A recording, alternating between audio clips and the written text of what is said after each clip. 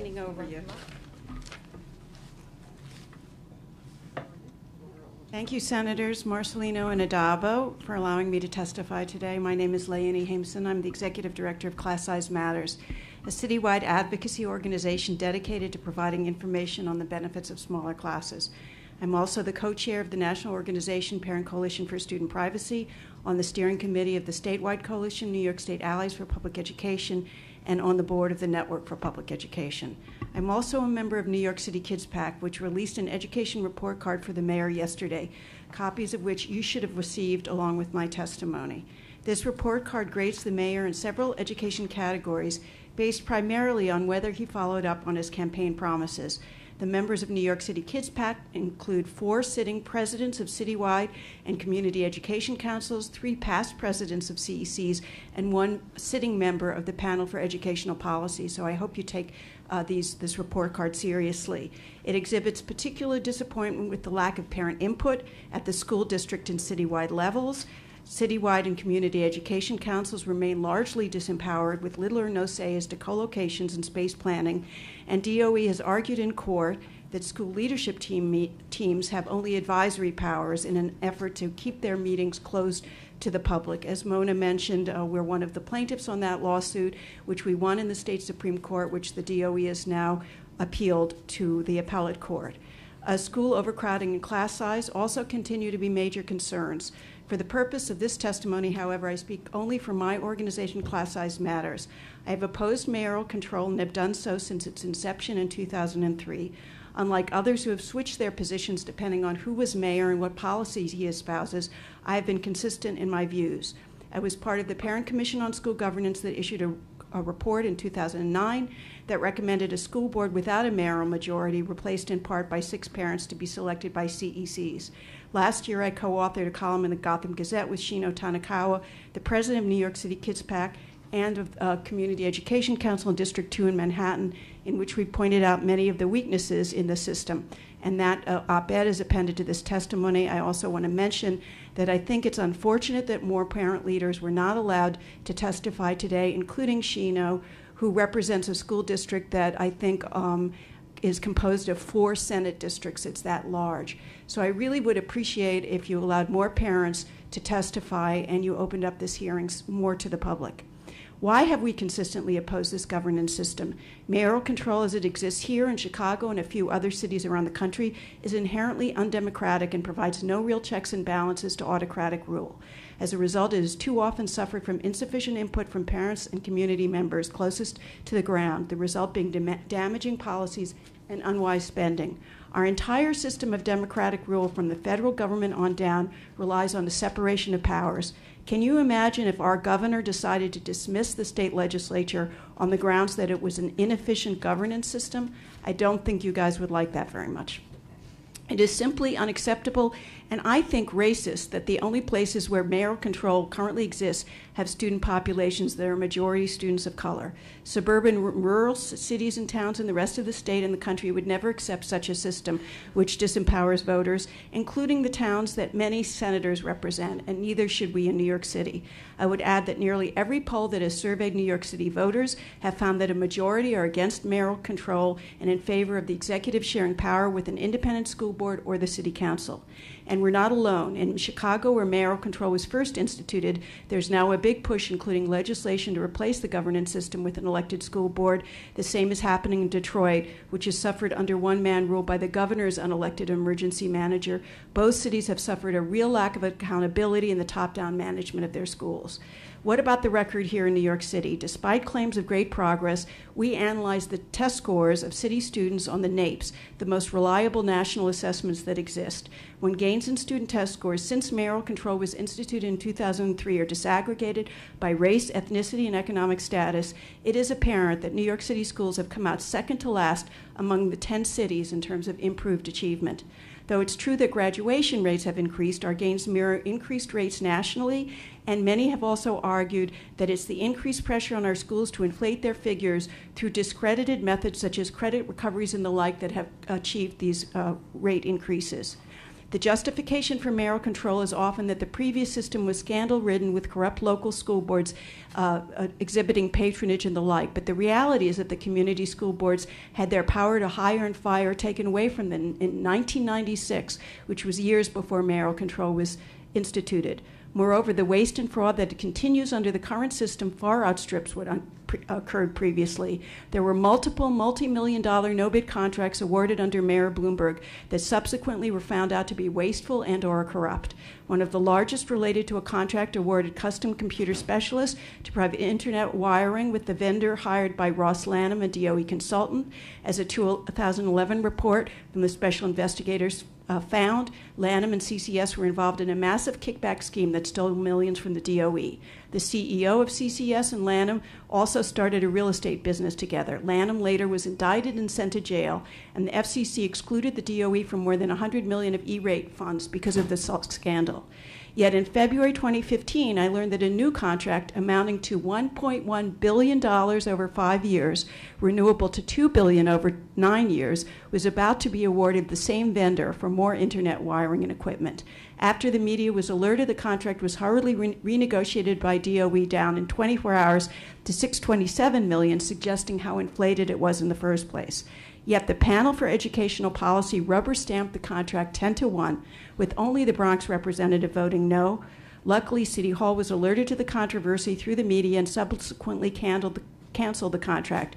They later rebid the contract to other vendors at a savings estimated between $163 and $727 million. An E-rate consent decree was issued by the FCC imposing a $3 million fine on what they called massive fraud and ordering that an independent monitor and auditor be hired at city expense while warning the DOE to refrain from engaging with any companies previously involved with Lanham. Yet, as we recently learned, the DOE has awarded 9 new contracts to CCS since the special investigator report, worth more than $20 million, and 7 of them are current. In fact, we learned that the company has received over $158,000 in payments from the DOE and the School Construction Authority in just the last 2 weeks.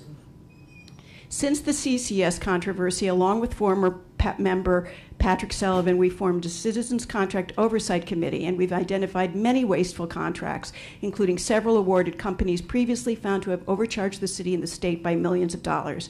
These include a contract approved just last night to the PEP to a special ed vendor found to have submitted nearly $3 million in non-reimbursable expenses to the state, according to a December audit from the State Controller's Office.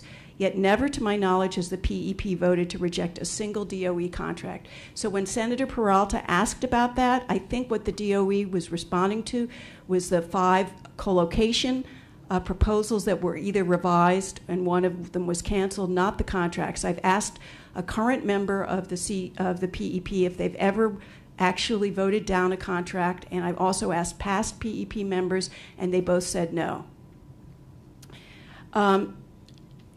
In addition, as has been recently reported, the PEP members have never been provided with the minimum of 6 hours of training on their financial oversight, accountability, and fiduciary responsibilities required of all school board members by a 2005 state law, despite requests to receive this training from at least one board member. Nor does the board have an internal audit committee as the law requires. The lone member who voted against the CCS contract recently resigned under pressure, and both he and another former member, Norm Fruchter, have stated publicly for the record that the panel does not provide sufficient checks and balances to mayoral control. I would be remiss if I didn't speak about class size, the top concern of parents according to the DOE's own surveys. In June 2003, the Campaign for Fiscal Equity case, the state's highest court found that students were deprived of their constitutional right to a sound basic education because class sizes were too large. In 2007, the Contracts for Excellence law was passed by the legislature, which required New York City to reduce class sizes in all grades, yet class sizes sharply increased, and now in grades K through 3 are more than 14% larger than when the original decision was made. Though average class sizes have stabilized since 2013, the number of students in classes of 30 or more in the early grades continues to go up. This fall, there were over 48,000 students in classes of 30 or more in the early grades, more than 350,000 students in classes that large in all grades, more than 1/3 of all public school students in gen ed, inclusion, and gifted classes. In their C-Free plan, the DOE said they would now focus their class size reduction efforts on the renewal schools. Yet our analysis showed that nearly 40% of these schools did not reduce class size one iota. About 60% continue to feature classes of 30 or more, and only 7% have capped class sizes at appropriate C-Free levels of 20 in K through 3, 23 in grades 4 through 8, and 25 in core high school classes. And honestly, I do not think the program can succeed with classes as large as there continue to be in these schools. So what should be done?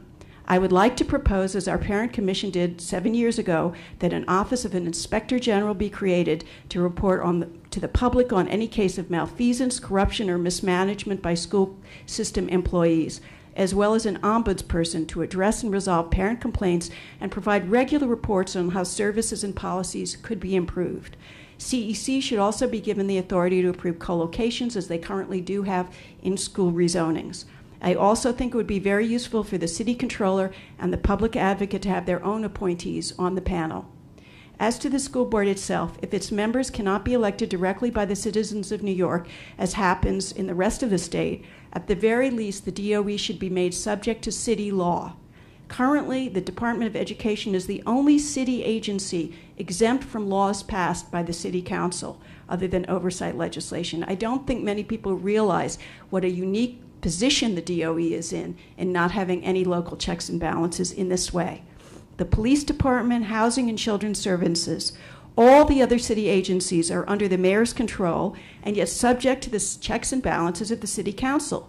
Yet I've never heard anyone claim that this system unacceptably dilutes the mayor's authority when it comes to addressing either crime or the need for more housing. Why should our public schools be any different? Why should they have fewer checks and balances than any other city agency? Thank you for your time, and I'd be happy to answer any questions you might have. Thank you. First of all, Senator Marcelino and Senator Addabbo, thank you for your time and patience. Education is important to us, and we all appreciate it. I'm Laura Altschuler, past president of the League, currently on the board of directors. As you know, the League operates on 3 levels, and the National League of Women Voters really began building a foundation to equal access to public education, followed by the State League, which was also part of the strong push for financing education and the campaign for fiscal equity. And here in the New York City League, we actually did a study on how the schools should best be served. And I'm paraphrasing my testimony, but you won't object, I'm sure. We didn't support male control initially, but we concluded after observation and study that making the city administration responsible for the operation of the school system afforded much greater transparency and accountability. And I would like to say, when we say control, we really mean responsibility. Someone who was here earlier mentioned that there should be more parents here, who have children in the schools. Well, I attended the New York City Public Schools. My children went to the New York City Public Schools, and currently my grandchildren are. And I think it's important that people continue to be interested in education, whether or not they have children in the public schools, and we at the League are very much, feel that that needs to continue. We actually urge the renewal of mayoral control for 6 years. And the reason why we think our children and our schools are important as our infrastructure for building bridges or replacing water mains. There are certain things that take a very long time to achieve, and they don't happen with 1 year or 2 years of change. And that's why I like the word mayoral responsibility. Since I just told you how long I've been involved in education in the city, then you'll know I've lived through teacher strikes, decentralization, before that centralization, and then again. And you have to have someone who continues to be responsible. And people need someone that they can go to, or whoever is in charge, the assistants or whatever, but you cannot have what we had before. And that's why we think whether you call it mayoral control or mayor responsibility and control, it must continue. But there's always time for improvement, and with your permission, I just want to make a few specific recommendations. Fixed terms for the members of the panel of educational policy. They should serve fixed terms of 2 or 3 years. Right now, they serve at the pleasure of the mayor or borough president who appointed them. Now, we're assuming that they were appointed because of expertise and judgment, and they should be free to study, review, vote on educational policy without fear of being replaced or disagree with an appointing official. This happened to the detriment of the school system in an earlier administration. The Department of Education should follow the procurement rules and regulations which apply to other city agencies, including but not limited to publicly advertising contract opportunities and holding hearings on non-competitively bid contracts. We're not talking about what initial principals or school system might need, but these large citywide contracts should abide by the same. And the meetings of the panels of educational policy and community district educational council should be public and subject to the state and city public meeting laws. Agendas should be published in advance on the department's website and meetings webcast. And on the community district educational councils should be consulted before any school, traditional or charter, elementary, middle, or high school is open, closed, consolidated, restructured, renamed, or collated within the district. Everyone in the community, and especially the parents, need to be involved in this. And the provisions of mayoral control in school governments approved by the state of New York should be made a part of the New York City Charter. Most people do not know that the Department of Education is not in the city charter. We've been sort of wanting that every time there was a change in city government.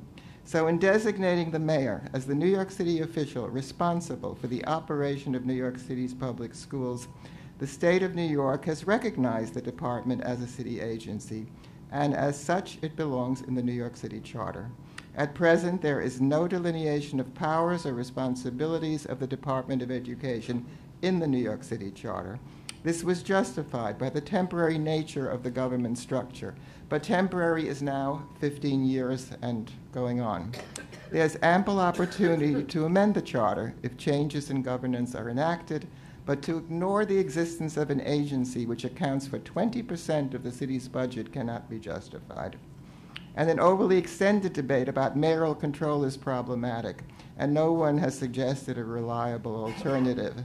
And we're certainly not proposing a return to the previously constituted Board of Education. In fact, a failure to renew mayoral control will result in a reversal to a system which no longer exists. More than 1 million children attend our city's public schools. Their education is of primary importance to their and our future, and the governance of our schools should not be part of negotiations over issues which really have nothing to do with education. Extending investment tax credits to wealthy New Yorkers who contribute to private and parochial schools will not improve public education. If anything, it will result in reduced tax revenues, which the state uses to fund our schools. And we really appreciate the time that you've taken to listen to the League's testimony. And I'm not going to ask if you have any questions because I have a feeling I'm the last speaker, and that's probably the last thing that you want. But we are here to answer you today, or if you, we have people in the state who are always available from the League of Women Voters. Thank you so much. We appreciate you coming, appreciate your testimony, but you are not the last speaker. Oh, okay. We do have 2 more to come. Oh, I was just looking at the list that was typed, right. Thank you very much, though, for your testimony. We appreciate Thank you. coming. I'd like to call Richard Kahan.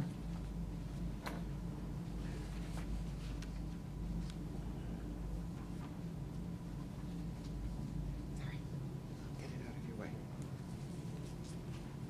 Kahan is here. Sitting in the corner over there. Call him after Mr. Kahan. I think I owe you both a drink. It's very kind of you to have stayed this long, and listen to all of the That's why testimony. they pay us the big bucks. And I do have a very fond memory of working with the State Senate when Warren Anderson was the head. A lot of people think that we have a convention center in Battery Park City here because we had a Democratic mayor and a Democratic governor at the time, Hugh Carey and Koch. Not at all true. It's Warren Anderson that made these things possible on his timetable. I appreciate the opportunity to testify in favor of mayoral control. Urban Assembly has 21 schools, 9,000 students. We have no screening whatsoever, 20% special ed, et cetera. A very underprivileged population. We've done very well with that. We have graduation rates that exceed the cities significantly, and given our African American Latino population, by about 13% for that population. 80% of our kids are going to college, and I dare say that many of them never would have gone to college, let alone graduate, were it not for small schools, which is what we are. In addition, our colleagues at New Visions, Outward Bound, and international schools, who you heard from Joe Luft in Albany, share the same view. We are all predominantly small schools that came out of the reforms made possible in the Bloomberg administration.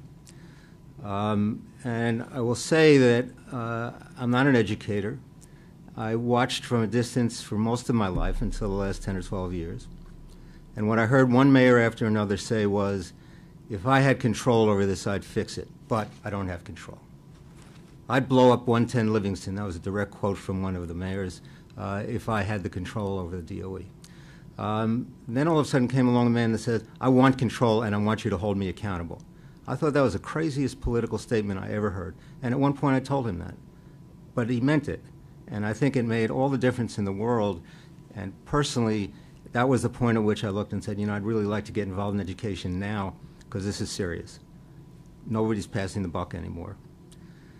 So without mayoral control, those reforms and other reforms would not have taken place. I give this administration credit for pre-K, universal pre-K. If they did nothing else, that is a great legacy. For the renewal schools, community schools, but it's not just about this administration either.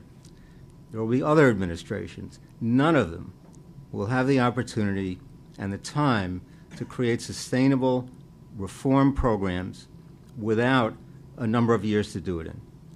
If you have an idea today, take a year or two to implement it, then you want to test it, you want to measure it, you want to see what's wrong, you want to fix things, you want to tinker, and at the end of that process you have something else you'd like to do to raise the bar even higher. That is not a one-year process, and it's not a two-year process. It takes time, and we can't do it without multi-year mayoral control. I thank you very much. Thank you.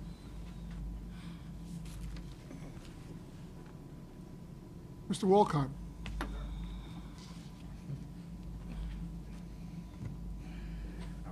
Okay, good to see you. Thank you, sir. Thank you for coming back. Oh, my pleasure. Now, I had to run across the street to testify before the city council for my regular job now. Did you see the mayor over there? I did not. I went straight in and testified before the city council about libraries today. So Bless you, worthy places. I totally agree with you. And in Queens, as Senator Dabo knows, we have 63 great libraries. So, but I am not here today to talk about libraries for this moment. And I want to say good afternoon to you, Chair, and to Senator Dabo, and to all the other senators who were here earlier. As you know, my name is Dennis Walcott, former New York City Schools Chancellor, and also former Deputy Mayor of Education under Mayor Bloomberg, and current President and CEO of the Queens Library System. And I want to thank you for the opportunity to discuss this critical issue of mayoral control of the schools, or really dealing with school governance and what it actually means. And as you may know, my history with school governance goes back to the beginning of this prior administration in 2002, but my involvement with education, both formally, was not through Mayor Bloomberg, but really started before then when I was appointed to the old Board of Education by Mayor Dinkins back in 1992, 1993.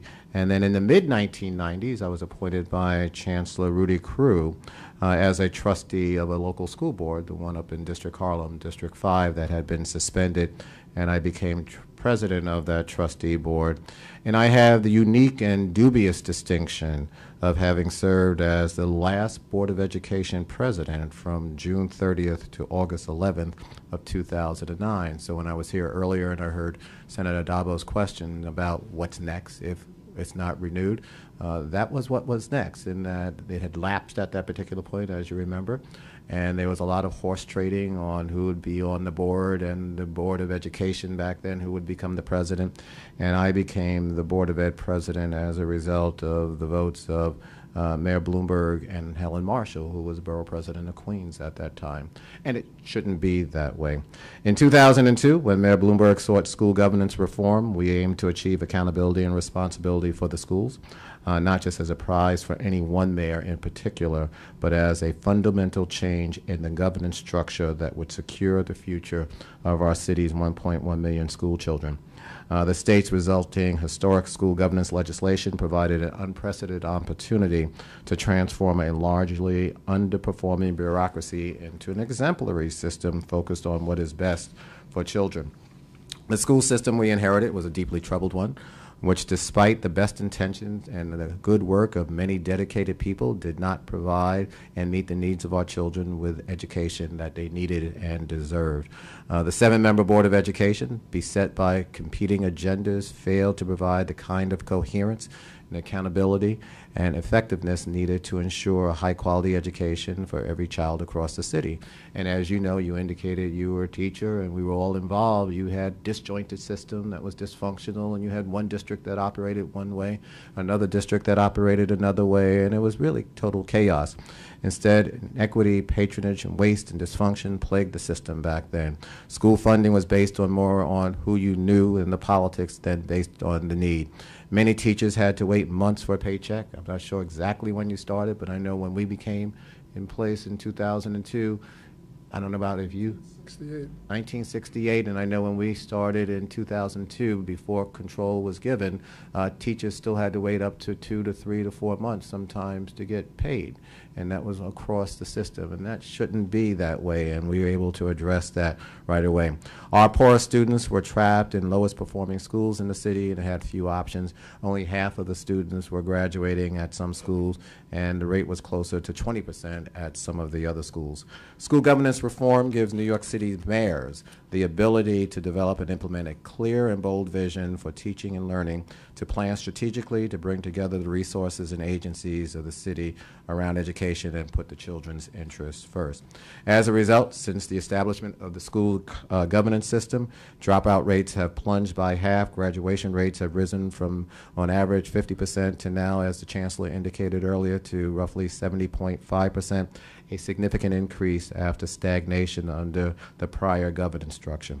Rather than being consigned to failing schools, students have benefited from the best school choice system that can always be improved on. Teachers are paid on time. We've allocated funds throughout our schools more equitably to meet the needs of our students, and students' achievements have increased across the board. The fate of control should not depend on the policy of the programs of any particular administration. That's why I'm here today. It's not about one mayor or another mayor. It's about this mayor, the prior mayor, and future mayors to come. And that should always be debated, but at the same time, governance is extremely important, and as it exists, it is a system that we need to maintain. The governance structure we have today makes clear with whom the debate should take place, which was impossible with the multi-headed hydra of the old Board of Education. Mayoral control is about making the mayor, elected by the people of New York City, take responsibility for the education of our city and effectuate the best education possible for our children. The school governance structure the state established in 2002 and has since renewed must outlive any mayoralty if we are to continue the tremendous progress over the 14 years. We must not add layers of bureaucracy to the checks and balances. We have systems in place like your committee and other committees, as well as the State Education Department, as well as the controller and the state controller, to do the appropriate monitoring and provide the check and balance system to the current system. And we must try to maintain that. The future of our children and city depends on it, and accountability should rest with the mayor, and that's why I'm here today. And thank you for the opportunity to testify before you, Senator Dabo, and also the others who were here before. Well, thank you very much. Mr. Walcott, for coming and being here. Your experience and expertise is respected, and your testimony is appreciated. Thank you, sir. If there was one thing you could change in the current system of mayoral control, what would it be? Great question. I think more regular meetings, and you may have them, but from a committee structure with the Department of Education, I think that type of information going back and forth, and as I heard the Chancellor indicated, and I indicated that Albany was my sixth borough, the regular dialogue between Albany and the DOE is extremely important, as well as with City Hall. And so to me, I think increasing that, and therefore that would both increase the accountability mechanisms, but more importantly, provide the regular information to the elected officials that they need to have. So that would be one thing. I think, and I think the Chancellor talked about this as well, always finding new ways to improve transparency of information. People are starving for information, and while we did it in our administration, I know the current mayor is doing it, always looking for new ways to get information out to our parents, to empower them, to make sure they're fully invested.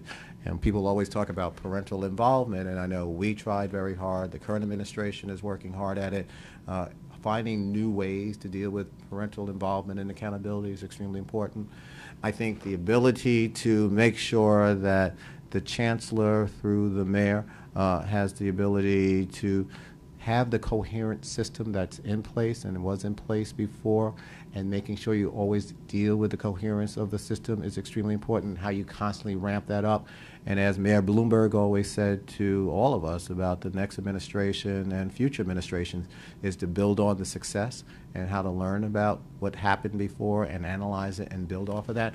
I think all those are parts of next steps to make the system better, to serve the needs of the children. And I think with the debate that's going on with Albany right now, especially with the State Education Department, once we have a system that is in alignment with SED and dealing with a curriculum that everyone signs on to is and approved of, that's at high standards, I think that then allows that next step to take place as well. And to me, with that, then you get to a higher milestone as far as education outcomes for our children. Thank you. Thank you, sir. Thank you, Mr. Chair. Thank you, Mr. Chair. I want to thank Mr. Wolgoff for being here, and I want to wish you much success on your new position. Thank you, sir. Queens Libraries, and I do look forward to working with you in that respect. I really appreciate your insight here because, again, that resume of yours runs the gamut. As you know, a member of the old and head of the old Board of Ed, Deputy Mayor of Education, Chancellor of Education. Again, I think this is a great moment for us to get this kind of input. Take us back to 2009 when there was the work to renew mayoral control. And at the time, because I mentioned it earlier, when you have this moment of an expiration, we have this opportunity to improve. And back in 2009, there were improvements. We improved the role of the PEPs, the CECs, the parental input. Take us through that process of renewal as we grapple with it now. Sure. I mean, I would love to, and I remember it very well in that we didn't necessarily see eye to eye back then, and people had their inputs as far as what should be the role of parent coordinators, the role of the CECs, the role of the PEP, and there was a lot of debate, as you well know, and that's why it lapsed at that particular point in time. But I think out of that process came a system that was healthier. We established the Arts Council, the Arts Committee of the PEP, and had to have regular reports. And also financially, we were in a different position than this current mayor is in right now, of having more money to fund things. But I think it allowed for a more robust debate to take place, and then from that debate, we did some fine-tuning to the CEC. We did some fine-tuning to the PEP as well. And I think the Chancellor alluded to that this morning as far as those next steps that were taken to try to improve engagement of the parents itself. But I also remember the downside of it, and that it did lapse. And it was an unknown what was going to happen because it was the end of June through August, if I'm not mistaken, around it lapsing and the old Board of Ed. And I can tell you, quite frankly, the trading that took place around making sure who was appointed to the board, and that scares me more than anything else. And I think for an improvement plan, if you're asking about that, I think the Chancellor hit on a lot of things. I think what this administration has done has built on what we started and established. And Senator, I'm not sure if you mentioned it or heard it somewhere else, but I mean, the system is still relatively new. If you remember, the old system existed for since 68 to 2002 with the decentralized model, and so this has been in place now 14 years. And I think it's important that we take a look at it and always try to fine-tune, but I think where we're at right now is pretty good. I mean, we didn't ignore a lot from the renewal back in 2009. And quite frankly, I think it's extremely important for it to go way beyond the year, 2 years, and quite frankly, even beyond the 3 years, because whether it's this mayor or another mayor, for planning purposes, for coherence, for stability of the staff patterns, to make sure that people know what's coming up in the future, for even accountability, they need to have a multi-year renewal to address that. But I think there's just fine-tuning around the edges, and I think part of the frustration is that it just needs to be more information flow, most sharing of information, making sure that information is going out there. And I understand the political dynamics and all that, but quite frankly, I think the dynamics of pedagogy and instruction have to trump the dynamics of any of the politics may exist. And quite frankly, now not being in city government, I have the ability just to say that, but I think it's more important to always focus the attention, as you've done as a teacher and as you've done in serving your respective communities, on the outcome for students and how we increase the outcome from an educational and pedagogical point of view. Thank you for your testimony and for highlighting what would happen should Mayoral Control lapse and us going backwards to another structure. So thank you very much. Thank you, sir, for the question. Thank you very much. Thank you, Mr. Chair. I appreciate it very much, and thank you. Have a good afternoon. Before we adjourn, it's just, as you've heard from other speakers and my colleagues here too, we're all deeply disappointed that we didn't get the mayor here. We would have all liked to have heard him, and we've all liked to have been able to ask him a few follow-up questions to the last meeting. So I think an opportunity was missed by the mayor by not showing up, and I don't know how to fix that, but I thank the people who came and offered their testimony, and their written testimony will be part of the public record. And I am told that anyone who would like to, where can we see this? This is, oh, the video of this hearing will be available if anybody wants to go to sleep at night.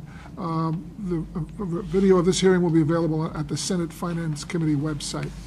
So that could be, you could hear this all over again. Thank you, and the meeting is adjourned.